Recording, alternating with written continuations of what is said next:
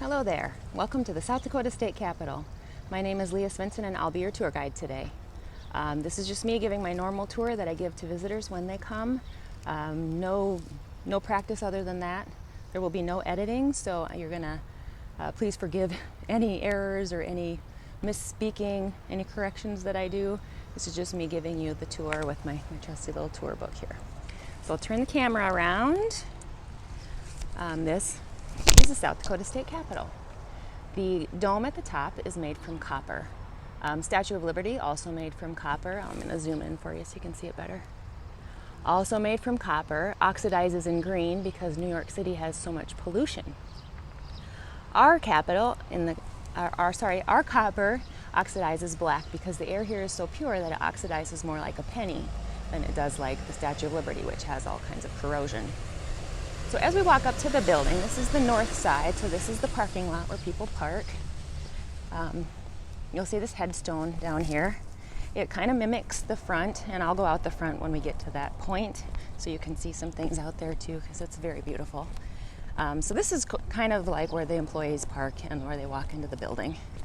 And this stone by the garden here, you'll see that the U in South Dakota is actually a V. That's because our building is called neoclassical, so it was used, a lot of Greek and Roman architecture was used in the building of this building. And one of the things about the Latin language is there's no U, it's the V, and it's pronounced like a U. So like think about the W, it's actually two V's together and not two U's together, depending on how you write it, of course, but that's why. It goes back to the Latin language. So you'll see in the front of the building when we go out there that also is a V instead of a U. People think that it's because it's easier to carve in stone, the straight lines. However, there's an O in South and Dakota. There's an S, so that's not true. It actually goes back to the history behind the Roman architecture and the Latin language. So as we go into the building, you'll notice that it is secure. That is a recent thing. We just recently installed a security office. It opened up in January. So there's a special, that's me, hi. Oh, I'm doing the floors. There's the security office. You go in there if you're a visitor, but because I'm an employee, I have a card. The door happens to be open right now, so I'm just gonna go in. And visitors will enter. Sorry, you'll have to also excuse other people in the building. This is a working building, it's office space, so there will be people coming and going.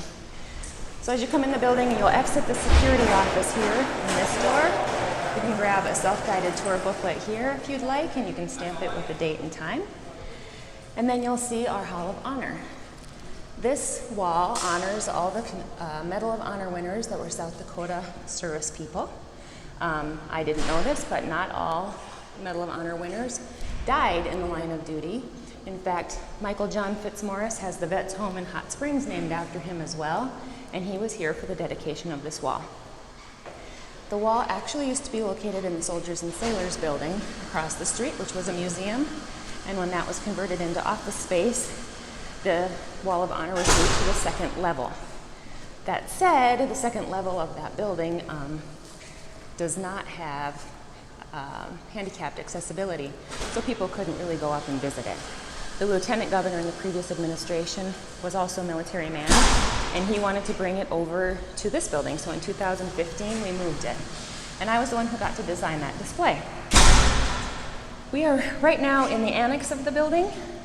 The annex was built on in the 1930s to allow for more office space. At that time, all state government employees fit inside of this building, or actually, they overflowed out of the regular building, but they fit inside of this building when it was finished. So this used to be the grand entrance to the Capitol. You'll notice the biggest difference is between the floors.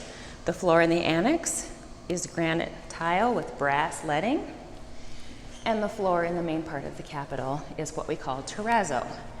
People argue that it's not terrazzo because the tiles are so big, but what terrazzo actually means is that it's block, like they're little cubes of stone that were implanted in a cementous material and then ground off to a level surface. It has nothing to do with what's known now as terrazzo, like in Florida or wherever. When the building was constructed, there were 66 Italian tilists who tiled the building, and they each got one of these bright blue tiles right here as their signature stone. So there are 66 of those stones, allegedly, in the building, but we can only find 55 of them. There are also some damage to the building done and some repairs made. So we think that over the years, over the past 110 years, that it's possible some of those stones have been removed or built over or something like that. So this is the first floor of the rotunda part of the building. We also call this the art gallery. You'll notice that down the hallways, this is the west wing. There's portraits all along the walls down there. I can send the link to if you want to go look at all those portraits, but those are the governors, starting with our first governor, Governor Millett, right there. And our last governor, most recent governor I should say, is down in the east wing. The east wing is also the unified judicial system. So that side of the building is the Supreme Court, and the Supreme Court justices' photos are lining the south side of the east hallway. The Unified Judicial System, or UJS, occupies the first and second floors of the Capitol, and I can show you their courtroom upstairs later. This is what we call the South Dakota First Ladies and First Gentlemen exhibit. That's right, we have a first gentleman. Brian Noem, our new governor, Kristi Noem, and her husband. She was inaugurated in 2019. So these little tiny dresses are miniature replicas of the dresses that first ladies wore to their inaugural balls. When it was started, these dresses over here, they found the original dresses and they actually had the tiny replicas made from the fabrics of those dresses. But now, as inaugurations happen, seamstresses make the dresses when they make the mini dresses when they make the larger dresses. So Brian has a head on his doll because the form that the seamstress used had a spring inside, and so if she cut the head off of him like all the dresses have, the whole body fell apart. Interesting things about this, Madge Turner Mickelson, her husband was the governor and her son was also the governor. Her grandson also ran for governor, so he would have been a third generation had he won the race. Governor Bowe was never married, and so his sister performed the first lady duties, including going to the inauguration with him. She hosted all the parties at the mansion and things like that. In the 1930s, during the drought, the dirty 30s, the building settled. So I'm going to show you down this hallway here. You can see a heave where the reflection changes a little bit. The building settled as much as 18 inches in places because the rotunda, the biggest part of the building where the dome is located on top, was so heavy that it couldn't support the weight of that structure, and it heaved the floors and cracked the floors, which are some of the repairs I was mentioning earlier with why we think we can't find all the blue tiles. But every time there was a repair made in the crack in the floor, the tilist put a heart-shaped tile. So I like to show this one in particular, right there, because there's a vein in the marble that cracks the heart, so it looks like the heart itself is cracked. I call that one the broken heart of the Capitol. There's a white one over here that's really perfect, and you can plainly see, let me see, I gotta find it, right there. You can plainly see that that is a heart. So that's kind of a cool thing. It was unauthorized. The tilers just decided on their own to do that. So it's pretty cool. Everywhere there's a crack, there's a little boo-boo bunny, I guess. The floor in the second floor rotunda, or the ceiling in the first floor rotunda, is made from 6,384 glass block tiles. Back in the early 1900s, there wasn't electricity, so this allowed the light from the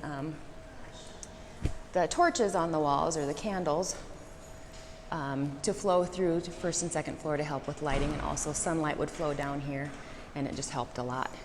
Our building, South Dakotans are very frugal people, and so we decided we did not want to pay an architect to design our building.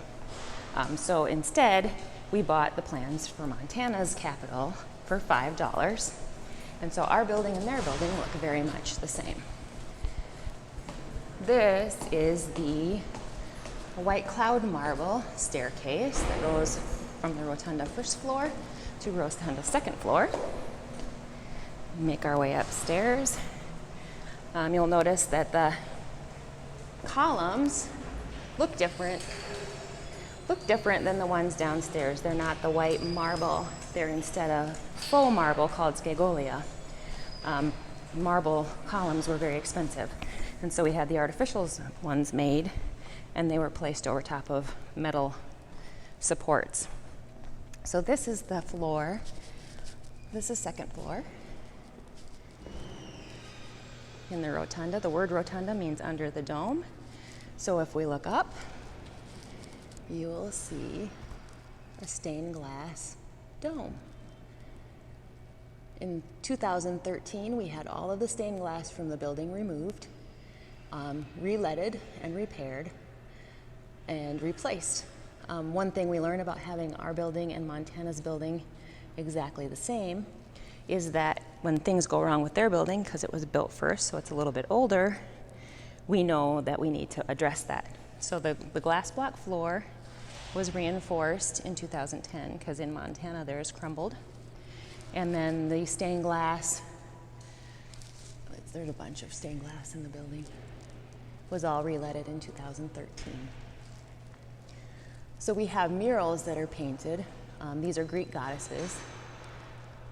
They're painted on canvas and they're adhered to the walls. And I'll read about those. I have to get out my trusty little book to read so I don't misinform anyone. So I'm going to turn some pages here. I'll let you look at that statue while I find it.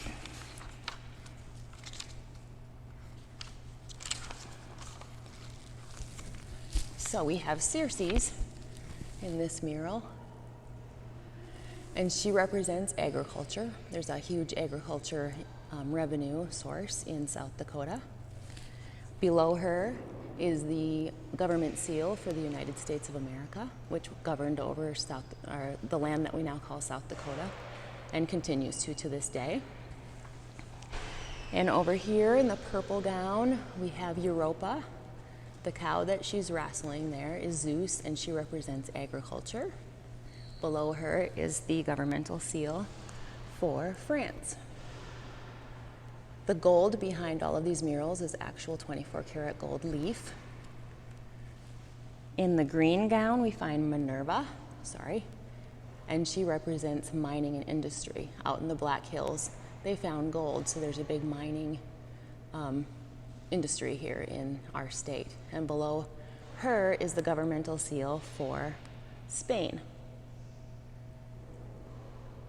Spain and France, when we signed the treaty, then the United States took over governmenting this land. That is the state seal for South Dakota, located underneath Venus and Cupid.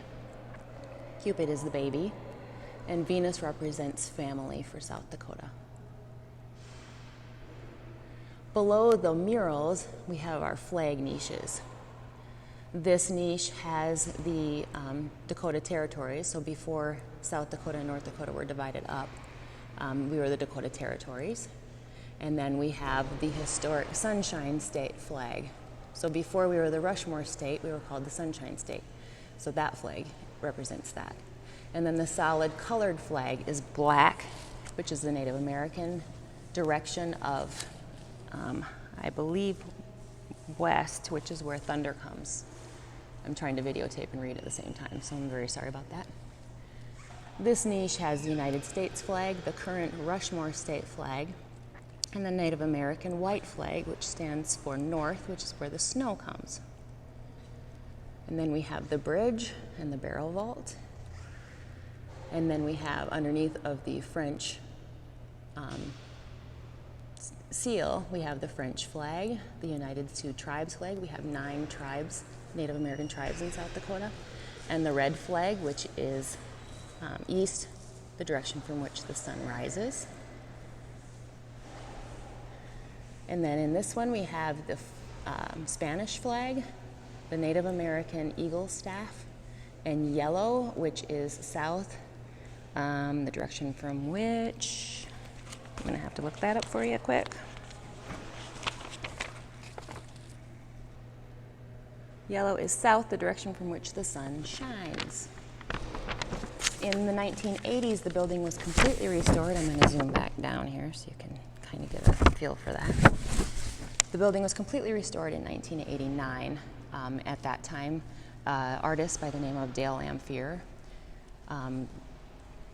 gifted the state with these statues that are in the niches. So they've only been there since the late 1980s. And they're pretty cool.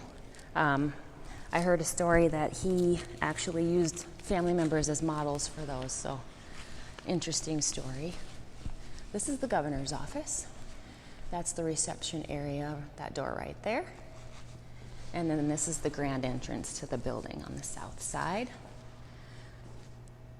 And there's a state seal. It's kind of upside down from this angle. I'll walk over. And you can see the state seal painted on the ceiling. And this is the Supreme Court. We'll go in there in a second, but I just wanted to take you outside and show you the front of the building quick while we're here.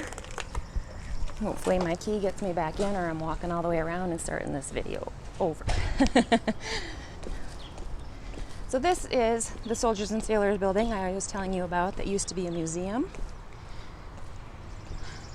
Now it occupies office space for more state buildings, and the museum was moved to another location.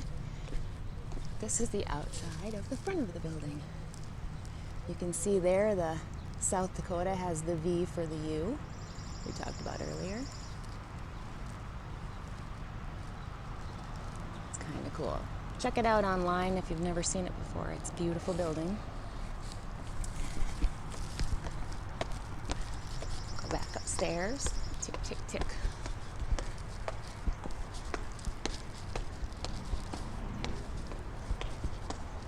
I'm about to find out if my key works.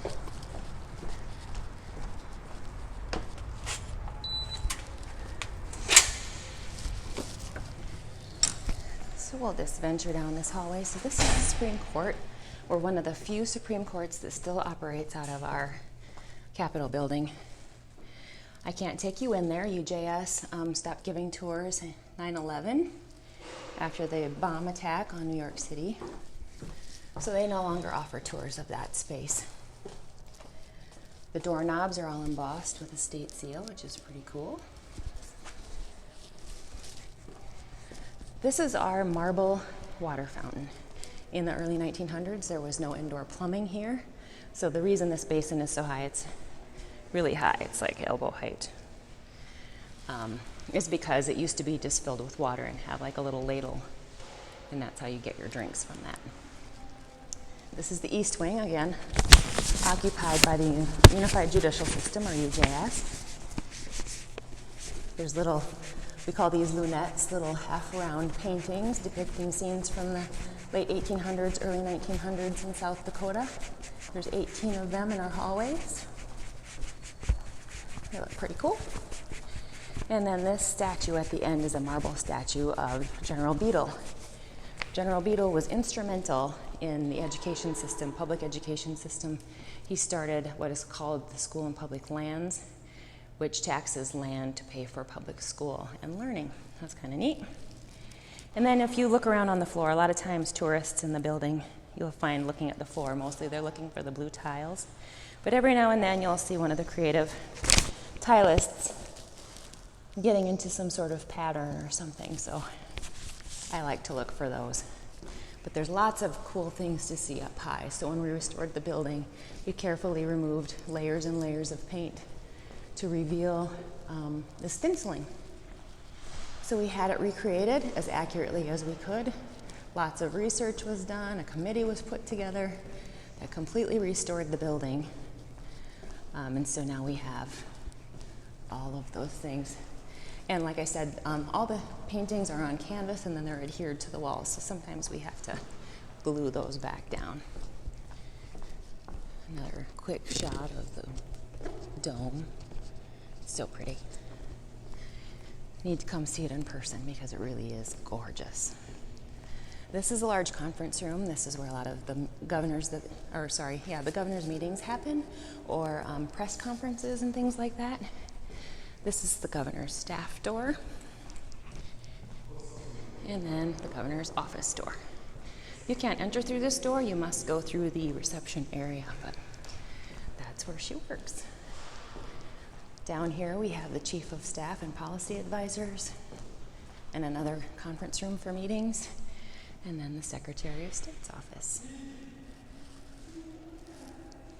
I'm going to take you back up the grand staircase, mostly because there's something cool at the top I need to show you. There's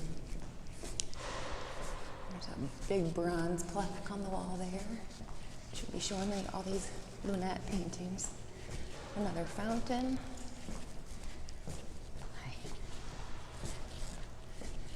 And then we're going to walk up the grand staircase. Again, this is made from white Vermont white cloud marble, so it's kind of neat.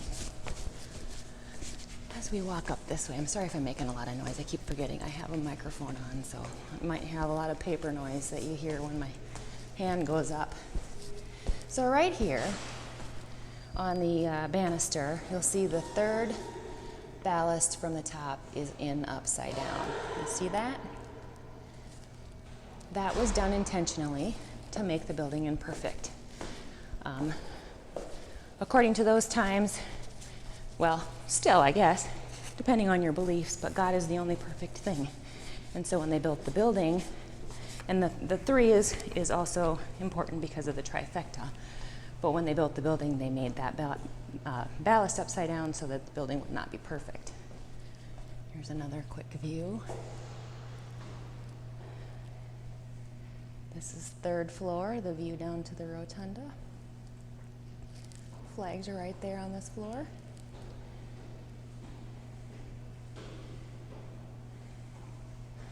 And then we're going to walk over to the House of Representatives side. So third and fourth floors are occupied for the Legislative Research Council, for the legislative people. These are the flip charts. You can look up a name if you're looking for a certain person. But these are the flip charts that hold the class composites, we call them. Every year we take a photo, or take photos and compile them into a class composite of legislators. So this is the House lobby. Well, if you're a lobbyist, this is where you would come to talk to the legislators during session. Our session operates from January, the middle of January to the middle of March, so for 40 days. And then those composites hang on the walls here, and every year when we get a new one, they all bump down, and then the one that comes off the wall, there's no spot for it, goes in that flip chart. One of the differences you'll notice between the House and Senate is the color. This is kind of a clay, natural color, terracotta maybe. And when we get over to the Senate side, you'll see that's green. Each member of the House of Representatives gets a locker, unless you're leadership, and then you get an office. And this is a place where like the press hangs out, or sometimes they serve breakfast up here, bagels or something like that, but only during session. This time of year it's pretty quiet, as you can see, because this is lunch hour and nobody's up here. So we have all these lockers, another office. See right into the bathroom there, I guess. And then this side of the lobby is for legislators only. So the lobbyists can't come over here. If they want to get away for a quiet minute or make a phone call, they'll come on over here where nobody can bother them. And the windows here, more class composites. The windows face the south side, so the Soldiers and Sailors building is out there. And as we make our way back out into the hallway, see the legislators only. Do not enter. You'll see more offices, the Pages office there, more leadership offices here. And then we have these phone booths. So these phone booths used to be located all down this hallway. And we removed them because nobody uses them, of course. Now with the invention of the cell phone, nobody really uses the phone booth anymore. So we removed them all to make the hallway wider. And people were upset because people like the historic value. And they're not even that historical, but they are old. They're not hooked up, so we don't need to worry that that one's not on the hook, but people love to sit in there. They love to have their picture taken. Let's see. Ooh. Close the glass door. That's pretty cool. If I had better equipment, you could get a better video, but. And then this is the Senate side. Like I said, this is green, kind of cooler colors. There's half as many senators as House of Representatives, so they have the rounded shape. They have more space out here in their lobby because they don't need to fit as many desks in their space. There's some cool things I'll tell you about that as well when we get up and we can see. We'll go up in the gallery. We don't get to go in the chambers. Their desks are actually their offices, so they leave personal effects in there, and so they aren't allowed. The doors are locked when they're not here. And their lockers. They have the middle space lockers because they only have them in this one room instead of 2 rooms. Another media space. And then this side is the legislators only side. I'll just peek down there so you can see it. But then we're going to go upstairs. And go up these metal stairs. It might be noisy. I apologize. So we'll go up these metal stairs.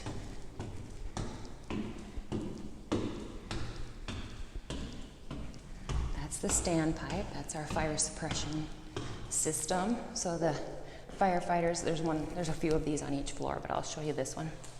Made from copper. Should there be a fire in here, there's really not a whole lot that's flammable, but papers in the offices, I suppose. The firefighters hook up to that nozzle right there, turn on the water, and then they can put the fire out. So here we have the Senate. You'll notice that, well, I should say, when the building was built, the House and Senate each were given equal allotments of budget or money to spend to furnish and decorate their space. Because the Senate side has half as many members, they had to buy half as many desks.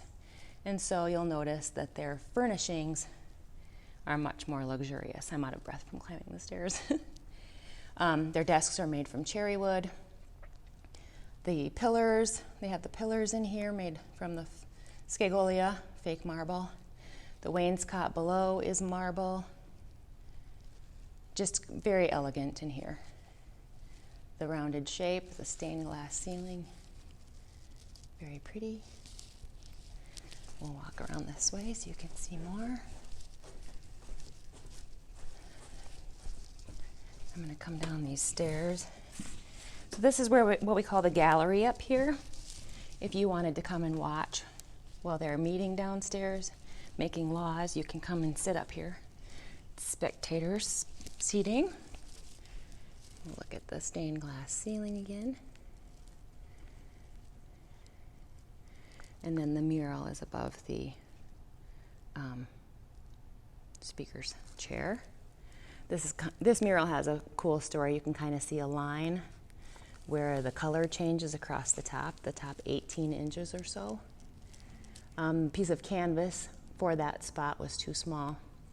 And so the artist, when they adhered it to the wall, finished the painting directly on the plaster, so you can see where it kind of changed. It ages differently because it's not on fabric. It's directly on the plaster. So that is the Senate.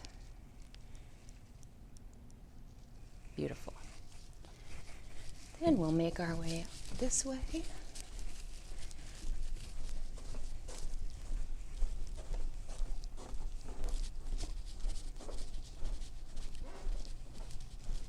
Thank you for being so patient with me walking. I should get a film crew in here and do this for real. I didn't know anyone ever wanted this.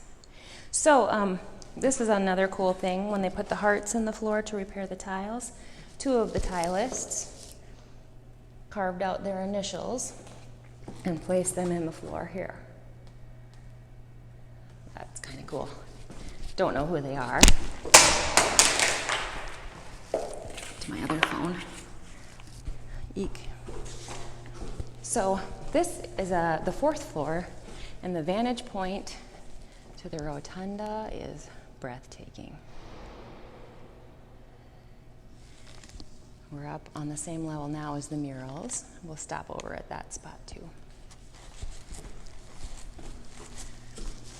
They have moldings up here, but there's no stenciling on this floor.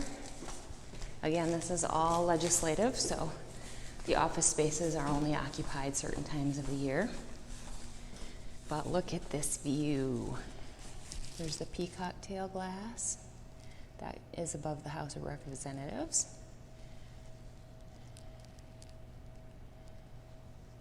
And there's the grand staircase, the barrel, the mural.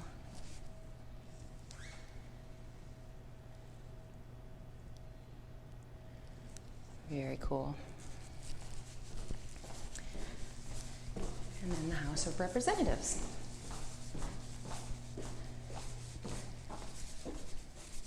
So you can see in here they had to use oak, which, you know, speaking nowadays, oak is a very good, nice hardwood.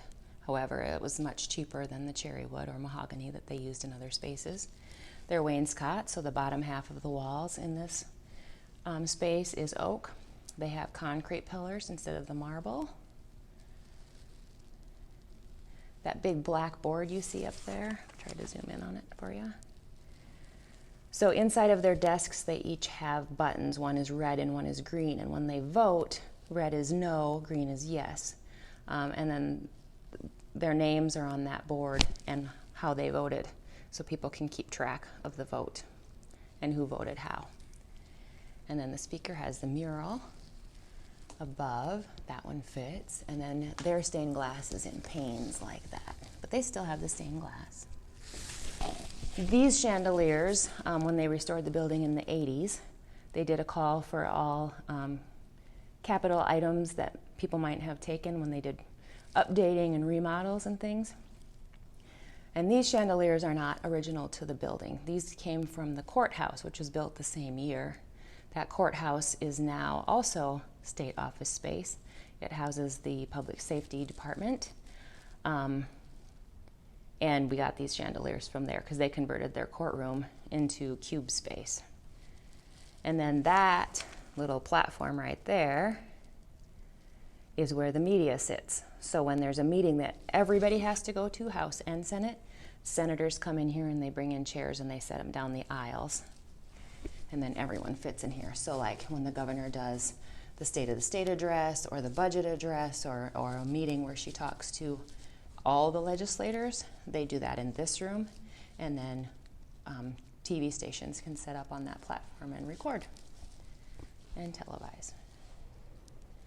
And then here's a close-up of this peacock tail glass. I'll walk away this way so you can see it. There's a rail here, I suppose, because it is glass, you wouldn't want to fall through. But it's a little bit taller than me, so I'd say that peak is at 7 feet. So that is my tour. This is probably going to be terrible lighting in here because it's very dim this time of year. If you have any questions or anything, you can let your leaders know and they can get a hold of me and I'd be happy to answer any questions. If you want to see anything else, we have it on our BOA, Bureau of Administration website. We have a virtual pictorial tour. It's not a video tour, but there's pictures and you can kind of see how the building is laid out better from a top view. And there's lots of things to see outside. We have statues and war memorials, governor statues. There's a fighting stallion statue. So there's some really cool things to see. I encourage you to come to South Dakota and visit us. And maybe we can say hello in person. Thank you.